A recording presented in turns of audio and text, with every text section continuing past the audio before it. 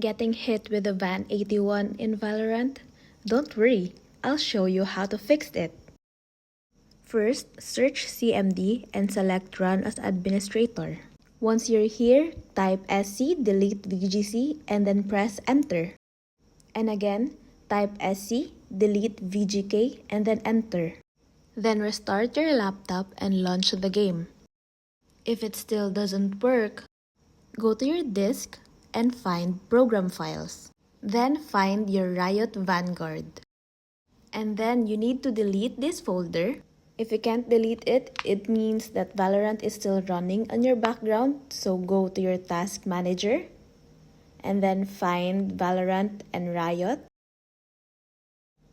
And in here, you just need to end task for all of them and go delete it again. Now restart your laptop, open Valorant, and update. And your Van 81 error should be gone. And that's it. Thanks for watching!